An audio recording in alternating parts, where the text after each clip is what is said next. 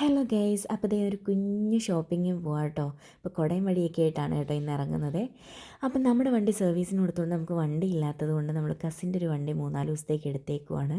അപ്പോൾ ഇനി ഈ വണ്ടിയിലായിരിക്കും നമ്മുടെ യാത്ര 3-4 ദിവസത്തേക്ക്. അങ്ങനെ എന്തായാലും വണ്ടിയൊക്കെ മുല്ലയ്ക്ക് പോയി ഒരു സൈഡിലോട്ട് ഒതുക്കിയിട്ട് വണ്ടിയും കൊണ്ടൊന്നും മുല്ലയ്ക്കിലോട്ട് കയറാൻ പറ്റുന്നില്ല, ഭയങ്കര തിരക്ക്, ഓണമൊക്കെ അല്ലേ.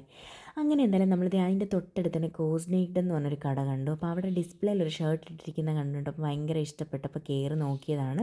പക്ഷേ എന്ത് ചെയ്യാനാണ്, നമ്മുടെ സൈസ് കിട്ടിയില്ല. അതുകൊണ്ട് തന്നെ ഞങ്ങൾ അവിടെ നിന്ന് ഇറങ്ങി.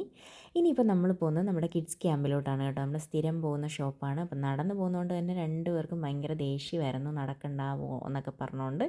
അങ്ങനെ എന്തായാലും അവിടെ ചെന്ന ഉടനെ തന്നെ അയൻ്റെ പരിപാടി തുടങ്ങി. അപ്പോൾ നമ്മളിപ്പോൾ ഫസ്റ്റ് ഡേ തന്നെ റിസപ്ഷൻ്റെ ഡ്രസ്സ് അങ്ങ് നോക്കാമെന്നാണ് വിചാരിക്കുന്നത്.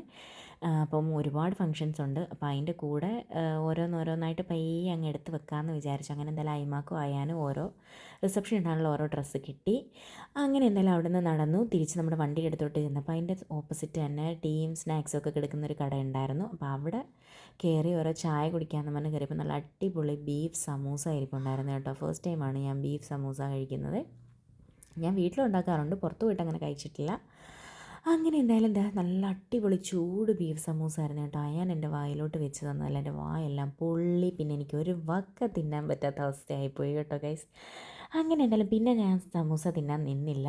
അവരെന്തായാലും വയറ് നിറച്ച് സമൂസ ഒക്കെ കഴിച്ചു. പിന്നെ കോഫിയും ബൂസ്റ്റും എന്തൊക്കെ കഴിച്ചു. പിന്നെ ഞാനൊരു കുക്കീസ് വാങ്ങിച്ച് കഴിച്ചു. അപ്പോൾ ഇന്നത്തേക്ക് ഇത്രയേ ഉള്ളൂ. Okay, bye, see U.